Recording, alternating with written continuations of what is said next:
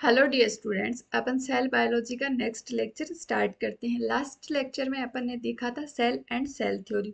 आज अपन देखेंगे prokaryotic cell. तो प्रोकैरियोटिक सेल में अपन कौन कौन से एग्जाम्पल लेते हैं, सबसे पहले यही देख लेते हैं अपन। इंक्लूडिंग बैक्टीरिया, इसमें अपन बीजीए लेते हैं। माइकोप्लाज्मा, माइकोप्लाज्मा को अपन पीपीएलओ भी बोलते हैं। Pleuro pneumonia like organism. Prokaryote होते हैं वो आपकी साइज उनकी स्मॉलर होती है और मल्टीप्लाई करते हैं वो वेरी फास्ट। यूकेरियोट में तो मल्टीप्लाई करने के लिए ज़्यादा टाइम लगता है, बट प्रोकैरियोटिक सेल जल्दी जल्दी डिवाइड कर लेती हैं in comparison of eukaryotic cell. इनका ऑर्गेनाइजेशन होता है वो भी फंडामेंटली सिमिलर होती है। शेप है उनकी वेरी करती है। आप चार शेप की पढ़ेंगे। रोड शेप, रोड शेप आपके बेसिलस टाइप के बैक्टीरिया हैं। सर्कुलर शेप है वो कोकस टाइप के बैक्टीरिया हैं, और जो कोमा शेप है विब्रियो है। स्पाइरल शेप है वो स्पाइरिलम उसका एग्जाम्पल है। तो चार शेप देखिए आपने, rod, circular, comma and spiral shape. अब इनकी शेप है वो चेंज होती रहती है। शेप चेंजिंग के कारण अपन प्लूरोनिमोनिक नेचर बोलते हैं इसको। प्लियोमॉर्फिक नेचर बोलते हैं। सेल अगर किसी की चेंज हो रही है बार बार तो उसका नेचर हो जाएगा प्लियोमॉर्फिक। मतलब अपन उसको पहचान नहीं पा रहे हैं कि एक्चुअल में उसकी किस शेप का है वो बैक्टीरिया। जैसे अपन ने बैक्टीरिया, अपन को डिजीज हुई, अपन ने डॉक्टर को दिखाया, तो अपन ने उस टाइम लिया तो वो विब्रियो टाइप आपकी कोमा शेप का बैक्टीरिया था, बट उसने अपनी साइज शेप चेंज कर ली। अब वो सर्कुलर शेप का बैक्टीरिया हो गया, तो उस पर असर नहीं करेगी ना आपकी कोमा शेप की टैबलेट्स। तो आपको फिर दूसरी टैबलेट लेनी पड़ेगी सर्कुलर शेप के बैक्टीरिया की। इसलिए इसको अपन प्लियोमॉर्फिक नेचर बोलते हैं, क्योंकि ये अपनी शेप को चेंज करता रहता है। सेल वॉल प्रेजेंट होती है बच्चे इनमें outer side of plasma membrane. Fluidy matrix होता है, उसको अपन साइटोप्लाज्म बोलते हैं। और प्रोकैरियोट में आपके डबल मेम्ब्रेन बाउंड ऑर्गन नहीं प्रेजेंट होते हैं। ना तो आपका माइटोकॉन्ड्रिया होता है, ना प्लास्टिड होता है, और ना न्यूक्लियस होता है। कोई भी डबल मेम्ब्रेन बाउंड स्ट्रक्चर नहीं होती, और ना ही single membrane bound structure present होती है। ईआर भी एब्सेंट होता है। गोल्जी, लाइसोसोम, वैक्यूल, माइक्रोबॉडीज, मतलब जिनमें भी सेल मेम्ब्रेन पाई जा रही है वो ऑर्गेनल सेल ऑर्गेनल्स बैक्टीरिया में नहीं प्रेजेंट होंगे। तो बैक्टीरिया में कौन सा सेल ऑर्गेनल प्रेजेंट होगा? राइबोसोम। राइबोसोम में क्या होता है कि आपकी मेम्ब्रेन प्रेजेंट ही नहीं होती, तो राइबोसोम प्रोकैरियोट और यूकेरियोट दोनों में प्रेजेंट होता है। Ribosome is the only organelle present, एक इकलौता ऑर्गेनल है जो आपके प्रोकैरियोट में पाया जाता है, क्योंकि इसमें मेम्ब्रेन नहीं होती। सेंट्रियोल एंड सेंट्रोसोम एब्सेंट होते हैं। नो वेल डिफाइंड न्यूक्लियस, इनमें वेल डिफाइंड न्यूक्लियस नहीं पाया जाता है। जेनेटिक मटेरियल होता है वो आपका नेक्ट होता है। नेक्ट क्यों बोलते हैं? क्योंकि इसमें स्टोन प्रोटीन नहीं प्रेजेंट होती। आपके यूकेरियोट में, आपके यूकेरियोट का डीएनए होता है 2.2 मीटर लंबा।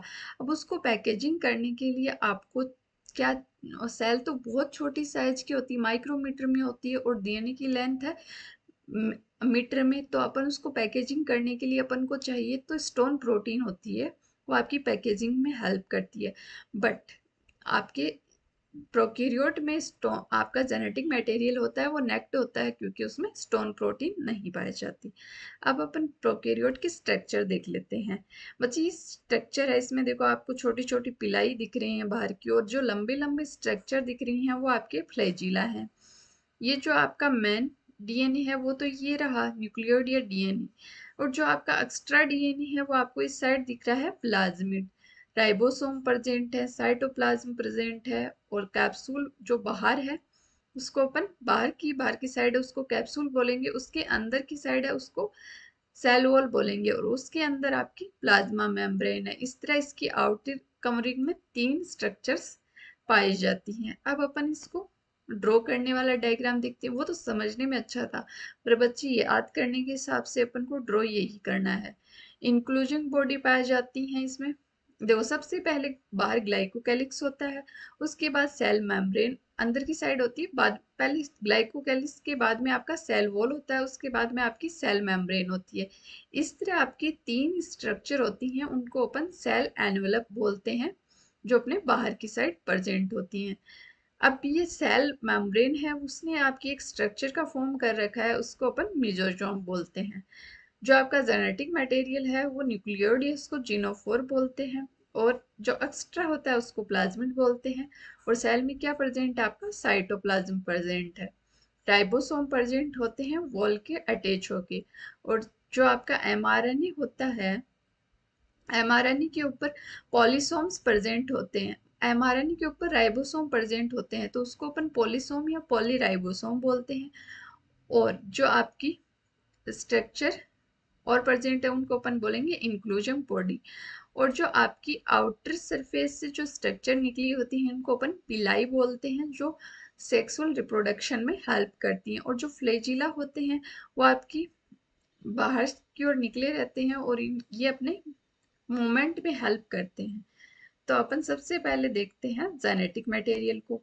जेनेटिक मटेरियल आपका साइटोप्लाज्म में प्रेजेंट होता है, क्योंकि मेम्ब्रेन बाउंड ऑर्गन तो इसमें कोई प्रेजेंट ही नहीं होता, तो जेनेटिक मटेरियल आपका ऐसे ही प्रेजेंट होता है साइटोप्लाज्म में। तो अपन इसको बोलेंगे न्यूक्लियोइड या जीनोफोर। ये डबल स्ट्रैंडेड होता है आपका जेनेटिक मटेरियल, और सर्कुलर होता है। ये मैन जीनोमिक डीएनए, अपन इसको मैन जीनोमिक डीएनए क्यों बोल रहे हैं, अब इस तो इसका मतलब ये हुआ कि इसके अलावा भी अपने पास कुछ एक्स्ट्रा जेनेटिक मटेरियल प्रेजेंट है। तो सर्टेन बैक्टीरिया, कुछ बैक्टीरिया होते हैं जिनमें एक्स्ट्रा क्रोमोसोमल डीएनए प्रेजेंट होता है, उसको अपन बोलते हैं प्लाज्मिड। अब अच्छे प्लाज्मिड की क्या क्या कैरेक्टर है, प्लाज्मिड आपका phenotypic character like resistance of antibiotic. Plasmid में आपके कुछ ऐसे कैरेक्टर पाए जाते हैं जो रेजिस्टेंस शो करते हैं, जैसे कि एंटीबायोटिक के खिलाफ रेजिस्टेंस शो करता है प्लाज्मिड वाला डीएनए आपका। और ये सर्कुलर और डबल स्ट्रैंडेड डीएनए होता है, सर्कुलर होता है आपका और डबल स्ट्रैंडेड डीएनए, इस टाइप की स्ट्रक्चर होती है प्लाज्मिड की। अब अपन सेल एनवेलप बोल देखते हैं। सेल एनवेलप में आपकी 3 टाइप की स्ट्रक्चर थी, glycocalyx, cell wall and cell membrane. तो सबसे पहले स्टार्ट करते हैं अपन ग्लाइकोकैलिक्स से। ग्लाइकोकैलिक्स है वो आपकी आउटर मोस्ट स्ट्रक्चर है, और ये प्रोटेक्शन का काम करती है, तो प्रोटेक्टिव हो गई। और एडेशन में हेल्प करती है, जहाँ कहीं भी बैक्टीरिया को चिपकना हो किसी वॉल से, स्टोन से, तो इसमें हेल्प करती है आपकी ग्लाइकोकैलिक्स। ये म्यूकस एंड पॉलीसेकेराइड की बनी होती है, इसलिए अपन इसको बोलते हैं म्यूकोपॉलीसेकेराइड से बनी है आपकी ग्लाइकोकैलिक्स। ये 2 फॉर्म में प्रेजेंट हो सकती है। स्लाइम लेयर तो अपन इसको तब बोलेंगे जब ये लूजली प्रेजेंट है, तो prevent loose of water and nutrients from host cell. ये प्रिवेंट करती है आपकी होस्ट सेल से वाटर एंड न्यूट्रिएंट्स को लूज करने में हेल्प करती है, आपको उससे प्रिवेंट करवाती है, ताकि आपके मतलब यूकेरियोट प्रोकैरियोट के आपके वाटर एंड न्यूट्रिएंट्स लॉस ना हो। ये लूजली प्रेजेंट है तब इसको अपन बोलेंगे स्लाइम लेयर, और अगर ये टाइट कवरिंग के रूप में है तो अपन इसको बोलेंगे कैप्सूल। तो कैप्सूल है सेकंड फॉर्म इसका, वो बोलेंगे टाइट कवरिंग। तो hide bacteria from host immune system, मतलब ये बैक्टीरिया को हाइड कर देता है होस्ट से, तो इसलिए उसका इम्यून सिस्टम से, ताकि वो बैक्टीरिया बॉडी में ग्रो कर सकते। अगर कैप्सूल नहीं प्रेजेंट होगा तो अपनी बॉडी उसको पहचान लेगी ना कि बैक्टीरिया आया, बट कैप्सूल के रूप में प्रेजेंट होगा टाइट कवरिंग के साथ, तो अपना इम्यून सिस्टम को वो धोखा दे सकता है, और अपना इम्यून सिस्टम उसको नहीं पहचानेगा। तो ये अपने इम्यून सिस्टम को धोखा देने के लिए बनी होती है कैप्सूल, इसकी टाइट कवरिंग होती है जो बैक्टीरिया में पाई जाती है। Provide sticky and gummy character, ये कैप्सूल होता है वही इसको स्टिकी एंड गमी कैरेक्टर प्रदान करता है। जहां कहीं भी इसको एडिशन करना, जैसे अपन ने स्टार्टिंग में इसका फंक्शन देखा था ना कि एडिशन में हेल्प करता है, तो बेसिकली आपका कैप्सूल ही है जो इसको एडिशन में हेल्प करवाता है, स्टिकी और गमी नेचर के द्वारा।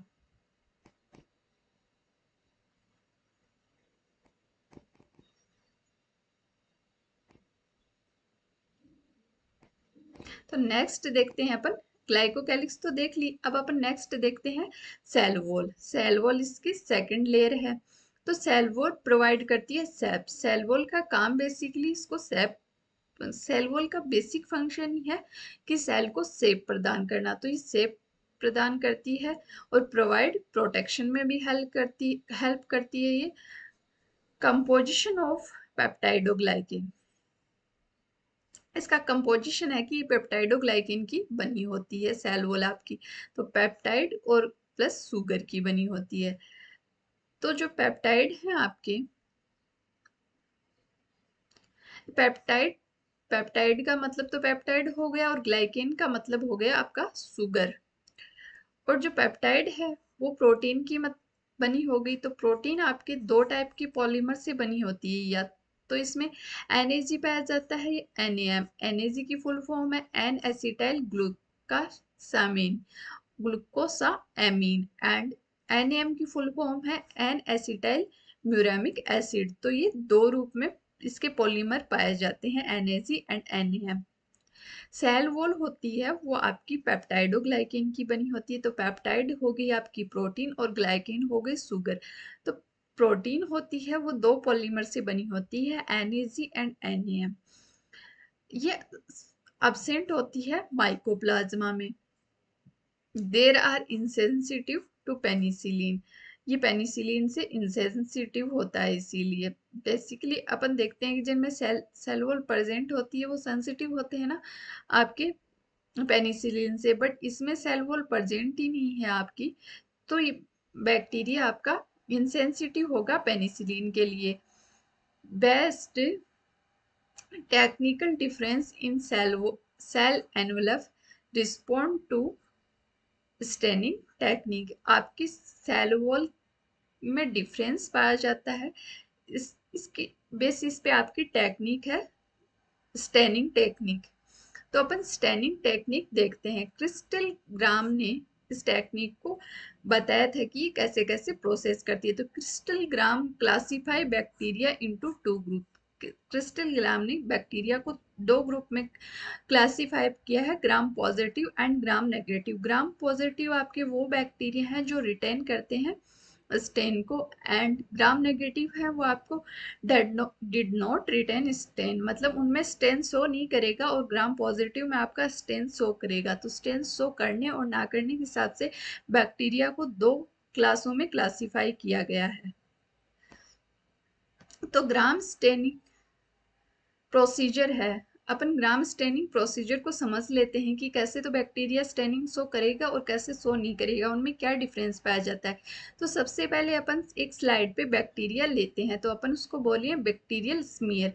तो बैक्टीरियल स्मीयर अपन क्या बोलेंगे, अपन ऐसे नहीं करेंगे कि स्लाइड पे पूरे चम्मच भर के बैक्टीरिया को डाल दिया, ऐसा नहीं करेंगे। अपन बहुत थोड़े से बैक्टीरिया लेंगे और उसको पूरी स्लाइड पे फैला देंगे, वरना तो एक बैक्टीरिया दूसरे बैक्टीरिया के ऊपर आ जाएगा। अपन एक जगह रख दिए तो सारे, तो अपन उसमें कुछ आइडेंटिफाई नहीं कर पाएंगे। तो अपन ने बैक्टीरियल स्मीयर अपन इसको बोलेंगे कि अपन ने एक जगह थोड़े से बैक्टीरिया लिए और पूरी स्लाइड पे फैला दिए। फिर अपने जैसे अपने लैक्टोबैसिलस ही देख लेते हैं। तो लैक्टोबैसिलस अपने गिला है, तो अपन उसको एयर ड्राइंग करवाएंगे। तो उसके बाद अपन ने उसको एयर ड्राइंग करवाया। एयर ड्राइंग करवाने के बाद अपन ने स्टेन किया क्रिस्टल वॉयलेट से।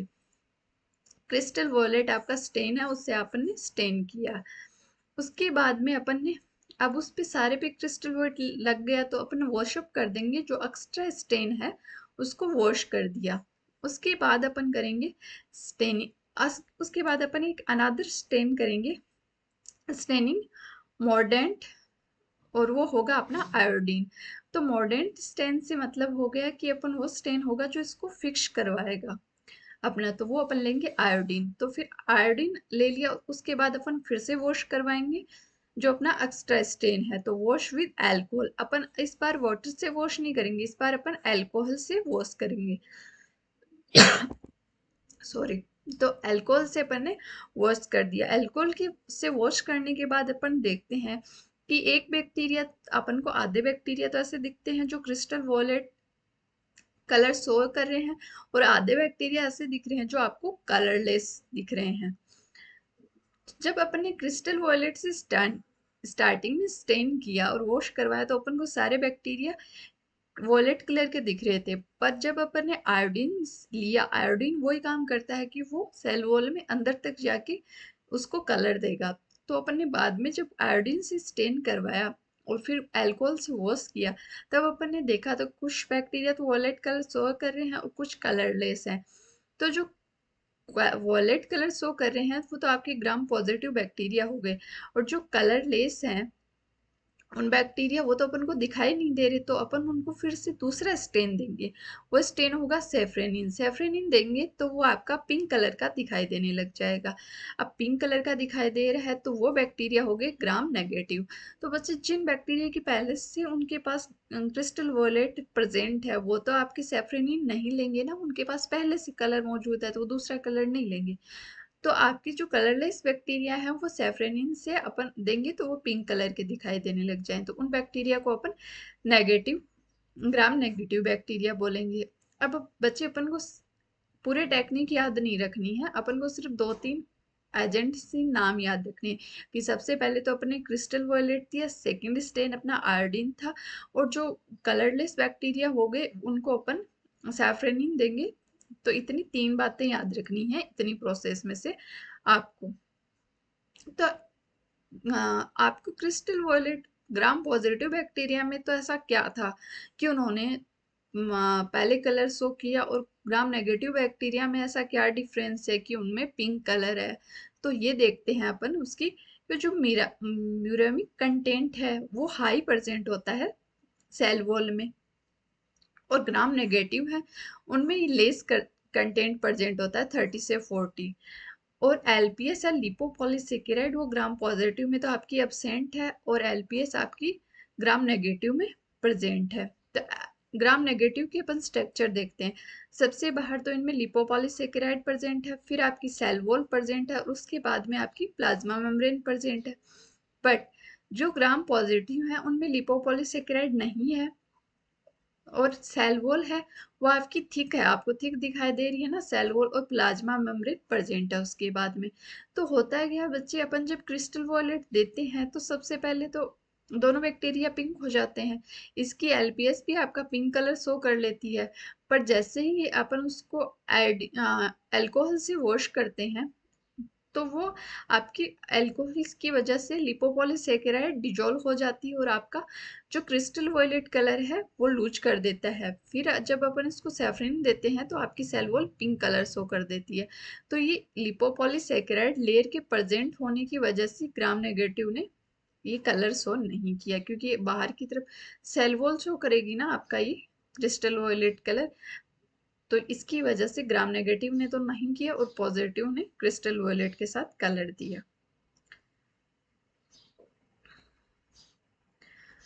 अब नेक्स्ट है अपनी सेल एनवेलप में अपन ने 2 देख लिए, ग्लाइकोकैलिक्स एंड सेल वॉल। अब थर्ड है अपना प्लाज्मा मेम्ब्रेन। तो प्लाज्मा मेम्ब्रेन इन साइड पे प्रेजेंट होती है सेल वॉल के, और ये स्ट्रक्चरली सिमिलर है आपकी यूकेरियोट से।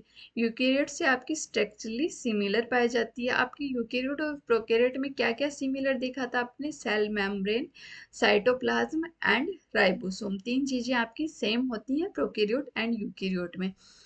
Absolute requirement of every living organism, ये लिविंग ऑर्गेनिज्म होने के लिए आपकी रिक्वायरमेंट है कि उसमें सेल मेम्ब्रेन प्रेजेंट हो। अब इसमें एक एक्सटेंशन दिखेगा आपका सेल मेम्ब्रेन का, मिजोजोम, जैसे कि ये वाला स्ट्रक्चर दिख रहा है आपकी, ये सेल मेम्ब्रेन है तो ये फोल्ड बना लेती है, तो अपन इसको मिजोजोम बोलेंगे।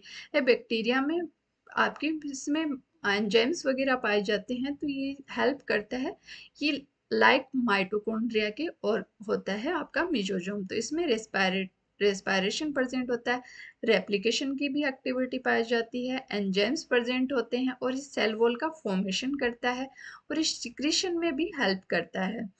इंक्रीज सरफेस एरिया, इंक्रीज करता है ये आपके सरफेस एरिया को, क्योंकि इसने फोल्ड बना लिए, तो फोल्ड बना लिए तो ये सरफेस एरिया को तो इंक्रीज कर ही रहा है ना, ताकि एंजाइमिक एक्टिविटी ज़्यादा से हो सके, इसलिए सेल वॉल ये फॉर्म कर लेती है और ये आपका ट्यूब्यूल्स के रूप में, वेसिकल के रूप में और लेमिलर के रूप में प्रेजेंट होता है। 3 टाइप की स्ट्रक्चर पाई जाती है। जो ट्यूब्यूल तो हो गई, वेसिकल इस टाइप की होगी और लेमिलर स्ट्रक्चर आपकी इस टाइप की प्रेजेंट होगी।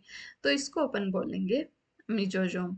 Increase surface area for enzyme reaction, enzyme reaction के लिए सरफेस एरिया इंक्रीज कर देता है। In photosynthetic bacteria other extension are present. Photosynthetic bacteria आपके कौन सी हैं? बीजीए। बीजीए आपका फोटोसिंथेटिक बैक्टीरिया, उनमें और एक्सटेंशन प्रेजेंट होते हैं, अपन उसको बोलेंगे क्रोमेटोफोर। क्रोमेटोफोर में कलर्स पिगमेंट प्रेजेंट होते हैं, वो फोटोसिंथेसिस में हेल्प करते हैं।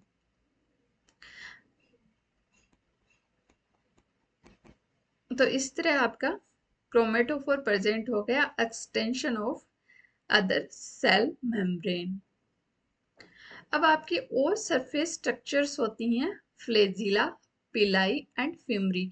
फ्लैजिला होती है आपकी मोटेलिटी में हेल्प करती हैं और पिलाई और फिमरी होती हैं, उनका मोटेलिटी में कोई रोल नहीं होता। अब आपको याद हो रहा होगा फ्लैजिला के साथ सीलिया भी, पर सीलिया बच्चे आपका क्या होता है? सिर्फ यूकेरियोट में ही प्रेजेंट होता है, प्रोकैरियोट में अब्सेंट होता है, याद रखना है आपको। तो फ्लैजिला आपकी मोटेलिटी में हेल्प करता है और पिलाई और फिमरी इनका मोटेलिटी में कोई रोल नहीं होता। तो अपन सबसे पहले फ्लैजिला देख लेते हैं। अगर फ्लैजिला प्रेजेंट है तो प्रोकैरियोट आपका मोटाइल होगा और फ्लैजिला अब्सेंट है तो वो नॉन मोटाइल होगा। Flagella made up of flagellin protein से बना होता है और हेलिकली अरेंज प्रोटीन मॉलिक्यूल को हेलिकली अरेंज करवाता है ये। एक्सटेंशन ऑफ सेल वॉल होता है और उसके 3 पार्ट होते हैं। 3 पार्ट कौन कौन से हुए? Basal body, hook and filament. ये 3 पार्ट में पाया जाता है। जैसे सबसे नीचे वाली स्ट्रक्चर आपकी बेसल बॉडी हो गई, उसके बाद में ये आपका हुक हो गया और इसके बाद में आपका ये फिलामेंट प्रेजेंट हो गया इसके आगे। तो फर्स्ट पार्ट तो बेसल बॉडी हो गई, सेकंड पार्ट आपका हुक हो गया और थर्ड पार्ट आपका फिलामेंट हो गया। फिलामेंट होता है वो आपका लॉन्गेस्ट पोर्शन होता है इसका। अब आपकी पिलाई देखते हैं। पिलाई बनी होती है आपकी पिलीन प्रोटीन से और हेल्प करती है मेटिंग या कॉन्जुगेशन में हेल्प करती है। ये सेक्सुअल रिप्रोडक्शन में आपकी हेल्प करती है। मेटिंग और कॉन्जुगेशन से ये समझेंगे आप कि इसमें सेक्सुअल रिप्रोडक्शन पाया जा रहा है, उसमें पिलाई पाई जा रही है और वो हेल्प करती है। फिमरी होती है वो ब्रेस्ट लाइक स्ट्रक्चर होती है और स्प्रिंग आउट ऑफ और cell springing out of cell, मतलब सेल के बाहर प्रेजेंट होती है और ये अटैचमेंट में हेल्प करती है। अब इसके बाद अपन देखेंगे राइबोसोम, जो अकेला ऑर्गेनेल पाया जा रहा है आपके प्रोकैरियोट में, क्योंकि ये मेम्ब्रेन लेस स्ट्रक्चर है। तो राइबोसोम होती है वो आपकी प्रोटीन फैक्ट्री है, स्मॉलेस्ट ऑर्गेनेल है, इसकी साइज होती है 15 से 20 माइक्रोमीटर और दे आर कंपोज्ड ऑफ, ये बना होता है आरएनए एंड प्रोटीन से, found attach to plasma membrane के पास। अपन ने देखा था स्ट्रक्चर में कि वहां पे प्लाज्मा मेम्ब्रेन से अटैच होकर राइबोसोम पाया जा रहा है। आपका राइबोसोम होता है वो आपका 70s टाइप का प्रेजेंट होता है। 70s आपके 30s और 50s 2 इकाइयों से मिलकर बना होता है। एस आपका स्वेट ब्रेक यूनिट हो गई, स्वेट ब्रेक साइंटिस्ट के नाम पे इसका नाम रखा गया है। अब अपन नेक्स्ट देखते हैं, इसमें इंक्लूजन बॉडीज पाई जाती हैं। अपन ने देखी थी ना स्पेसिकल्स के रूप में इंक्लूजन बॉडी प्रेजेंट होती हैं, वो आपकी रिस्टोर मटेरियल को रिस्टोर करती हैं। रिजर्व मटेरियल प्रेजेंट होता है इनमें आपका, और दे फॉर्म इंक्लूसिव बॉडी। जिन बॉडीज में आपका रिजर्व मटेरियल प्रेजेंट होता है वो आपकी इंक्लूसिव बॉडी का फॉर्मेशन करती हैं। ये नॉन मेम्ब्रेनस स्ट्रक्चर होती हैं, freely lie in cytoplasm, freely रूप से प्रेजेंट होती हैं। कौन कौन सी होती हैं? Phosphate granules, cyanophycin granules, glycogen granules. 3 type की होगी ना, फॉस्फेट, साइनोफाइशिन और ग्लाइकोजन ग्रेन्यूल प्रेजेंट होती है। एक फोर्थ टाइप की और दे रखी है inclusion body, gas vacuole. Gas vacuole होती है वो आपकी स्यूडो वैक्यूल होती है। स्यूडो वैक्यूल इसलिए बोलेंगे कि जो ट्रू वैक्यूल होती है उसमें बाहर की तरफ सेल मेम्ब्रेन प्रेजेंट होती है, बट जो गेस्ट वैक्यूल होती है उसको अपन स्यूडो वैक्यूल बोलेंगे क्योंकि इसमें सेल मेम्ब्रेन प्रेजेंट नहीं है। देखो अपन ने पढ़ा ना, नॉन मेम्ब्रेनस स्ट्रक्चर होती है आपकी इंक्लूसिव बॉडी। तो जो आपके वैक्यूल के चारों तरफ जो साइटोप्लाज्म का मूवमेंट होता है सेल में, तो उसको अपन बोलेंगे साइक्लोसिस या साइटोप्लाज्मिक स्ट्रीमिंग बोलेंगे। तो अब अपन देखेंगे इसके डिफरेंस, देखेंगे प्रोकैरियोट और यूकैरियोट में। टाइप ऑफ सेल आपकी प्रोकैरियोट में तो होती है यूनिसेलुलर, और यूकैरियोट में होती है यूनिसेलुलर और मल्टीसेलर। सेल साइज आपकी स्मॉल होती है प्रो में तो, और यू में होती है लार्ज। सेल वॉल होती है वो आपकी प्रो में तो बैक्टीरिया एंड साइनोबैक्टीरिया में तो होती है पेप्टाइडोग्लाइकेन की, और माइकोप्लाज्मा में आपकी सेल वॉल एब्सेंट होती है। प्लांट में सेल वॉल बनी होती है सेलुलोज की, फंजाई में बनी होती है काइटिन की, और एनिमल्स में सेल वॉल एब्सेंट होती है। न्यूक्लियस होता है वो आपका अनऑर्गेनाइज्ड न्यूक्लियस या न्यूक्लियोइड प्रेजेंट होता है प्रो में तो, यू में आपका यू ऑर्गेनाइज्ड न्यूक्लियस प्रेजेंट होता है। राइबोसोम आपके 70s प्रेजेंट होते हैं, 30 + 50s की सब यूनिट बनाते हैं, और यू में आपके 80s प्रेजेंट होता है जो 40 एंड 60s की आपकी सब यूनिट का फॉर्मेशन करता है। डीएनए अरेंजमेंट आपका सर्कुलर डीएनए प्रेजेंट होता है, और डीएनए पैक्ड बाय पॉलीएमिन्स, और इसमें लीनियर प्रेजेंट होता है पैक्ड बाय स्टोन। जहां आपके यूकैरियोट में आपका स्टोन प्रेजेंट होता है पैक करने के लिए, उसी टाइप प्रोकैरियोट में आपकी स्टोन तो एब्सेंट होता है बट उसकी जगह आपका पॉलीएमिन्स प्रेजेंट होता है। माइटोकॉन्ड्रिया एब्सेंट होता है और इसमें प्रेजेंट यू में प्रेजेंट होता है। साइटोप्लाज्म प्रेजेंट होता है बट सेल ऑर्गेनल एब्सेंट होते हैं, और इसमें आपके यू में प्रेजेंट होता है और सेल ऑर्गेनल्स भी प्रेजेंट होते हैं। एंडोप्लाज्मिक रेटिकुलम इधर एब्सेंट होगा और इधर प्रेजेंट होगा। प्लाज्मिड आपका प्रेजेंट होगा प्रो में, और यू में आपकी रेयरली फाउंड होगा, मेनली इनमें एब्सेंट ही होता है। राइबोसोम आपका स्मॉल राइबोसोम होगा और इसमें लार्ज होगा, अपन अभी देखा था 70s और 80s। Lysosome and centriole absent होते हैं प्रो में, और यू में प्रेजेंट होते हैं। अब सेल डिवीजन देखेंगे, थ्रू बाइनरी फिशन के द्वारा होता है, और इनमें माइटोसिस प्रेजेंट होता है। फ्लेजिला माइटोसिस एंड म्यूसिस दोनों प्रेजेंट होते हैं। फ्लेजिला फ्लेजिला होते हैं वो आपके स्मॉलर साइज के होते हैं, और इनमें लार्ज साइज के होते हैं। रिप्रोडक्शन आपका सेक्सुअल होगा, और उसमें सेक्सुअल और एसेक्सुअल दोनों टाइप का होगा। एग्जाम्पल हो गए बैक्टीरिया एंड आर्की। इसमें हो गई प्लांट एंड एनिमल सेल। तो अपन ने प्रो एंड यू में डिफरेंस देख ली। अब अपन स्टार्ट करते हैं अपनी यूकेरियोटिक सेल। तो सबसे पहले अपन समझ लेते हैं plant cell and animal cell के डिफरेंस को, उसके बाद में स्टार्ट करेंगे। तो प्लांट सेल एनिमल सेल में मेन डिफरेंस तो सेल वॉल का ही हो गया। एनिमल सेल में एब्सेंट होती है और प्लांट सेल में आपकी सेल वॉल प्रेजेंट है। और प्लांट सेल में आपकी मेनली लार्ज वैक्यूल पाई जाती है, बड़ी सारी आप देख रहे हैं। तो आपकी न्यूक्लियस है वो आपकी साइड में प्रेजेंट हो गया, और एनिमल सेल में आपके बीच में न्यूक्लियस प्रेजेंट होता है बड़ा सा, और माइटोकॉन्ड्रिया दोनों में प्रेजेंट है, आपके एंडोप्लाज्मिक रेटिकुलम भी दोनों में प्रेजेंट है, राइबोसोम भी दोनों में प्रेजेंट है। अब क्लोरोप्लास्ट तो आपको पता है कि सिर्फ प्लांट में पाया जाता है। गोल्जी अपरेटस दोनों में प्रेजेंट है। प्लाज्मा मेम्ब्रेन तो मेन फीचर है, दोनों में प्रेजेंट होगी। साइटोप्लाज्म भी दोनों में प्रेजेंट है। लाइसोसोम आप देखते हैं कि एनिमल सेल में पाया जाता है, और सेंट्रियोल भी आपकी सिर्फ एनिमल सेल में पाया जा रहा है, या फिर लोअर प्लांट सेल में पाया जाता है। तो अब अपन देखते हैं कि प्लांट सेल होती हैं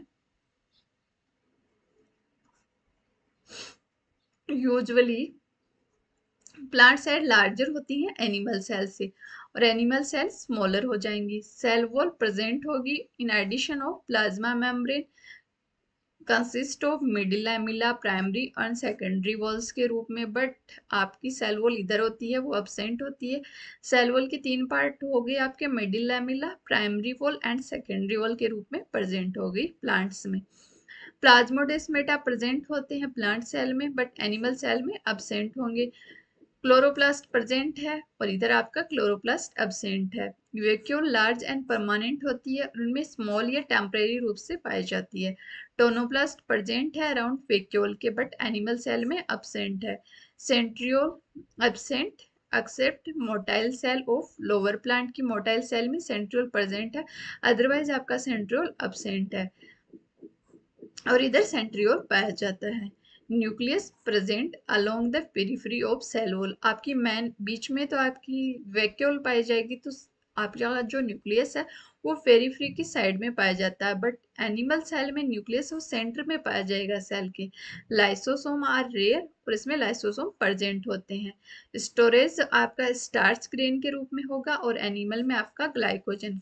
जो आपके प्लांट सेल में स्टोर फूड होता है वो स्टार्च होता है और एनिमल सेल में ग्लाइकोजन के रूप में स्टोर रहता है। तो इसके साथ ही अपन ने डिफरेंस कंप्लीट कर लिए। तो आज के लिए अपन इतना ही देखते हैं, नेक्स्ट लेक्चर से अपन सेल वॉल स्टार्ट करेंगे। और अगर आपको कोई डाउट आ रहा है तो आप कमेंट सेक्शन में कमेंट्स कर सकते हैं और अपना टेलीग्राम चैनल भी ज्वाइन कर सकते हैं। तो थैंक यू।